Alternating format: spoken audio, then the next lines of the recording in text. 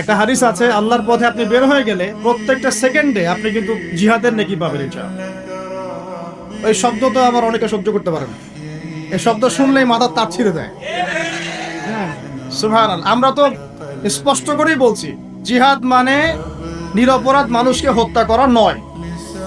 কি জিহাদ মানে? নিরপরাধ মানুষকে হত্যা করা নয়। জিহাদ মানে অমুসলিমদের ঘরে ঘরে এই যে কি বলবো সন্ত্রাসী কর্মকাণ্ড চালানো নয়। জিহাদ মানে মুসলিমদেরকে হত্যা করা নয়। কিন্তু নবী সাল্লাল্লাহু আলাইহি ওয়াসাল্লাম যখন বদর এবং উহুদে, খন্দকে, খায়বারে, তারপরে আপনার মৌতায়, ইয়ারমুকে, এই যে শতাব্দীর পর শতাব্দী মুসলিমরা যে কুফফারদের বিরুদ্ধে সশস্ত্র সংগ্রাম করেছেন, এটা কোরআন হাদিসে নাই?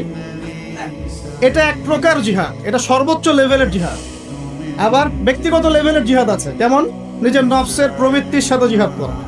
আমার নফস চাচ্ছে একটা মেয়ের সাথে অবৈধ সম্পর্ক করব, আমি নফসকে কন্ট্রোল করলাম, তার মানে কি নফসের সাথে আপনি জিহাদ করলেন।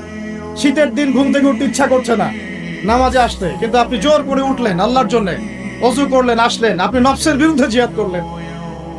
আবার আল্লাহ পাক কোরআনকেও কোরআন দিয়ে জিহাদও করতে বলেছেন। আল্লাহ পাক সূরা ফুরকানের মধ্যে বলেছেন যে কাফের, মুশরিক, মুনাফিকদের সাথে তোমরা কোরআনের যে বাণী, এই বাণী দিয়ে জিহাদ করো। ওয়াজাহিদুহুম বিহি জিহাদান কাবীরা, তোমরা এই কোরআন দিয়ে এদের বিরুদ্ধে জিহাদ করতে থাকো। এখানে কোরআনের জ্ঞান দিয়ে জিহাদের কথা বলা হোক, তাহলে কয়ভাবে হলো? নফসের সাথে হলো, জ্ঞান দিয়ে হলো, তারপরে মাল দিয়েও জিহাদ হয়, অর্থ সম্পদ দিয়ে। ওয়াজাহিদু ফি সাবিলিল্লাহ বিআমওয়ালিকুম ওয়া আনফুসিকুম, তোমরা মাল দিয়ে আল্লাহর পথে মাল ব্যয় করো, সম্পদ ব্যয় করো, এটাও জিহাদের অন্তর্ভুক্ত। ওয়া আনফুসিকুম, নফস ব্যয় করো, সময় দাও, নিজের নফসকে ঢেলে দাও, এটাও জিহাদ হলো। আর সর্বোচ্চ লেভেল কোনটা? যখন কাফের মুশরিকরা মুসলিমদের উপর অত্যাচার চালাবে, নির্যাতন করবে এবং আমাদের উপর হামলা করতে আসবে, মুসলিমরা কি ঘরে বসে থাকবে?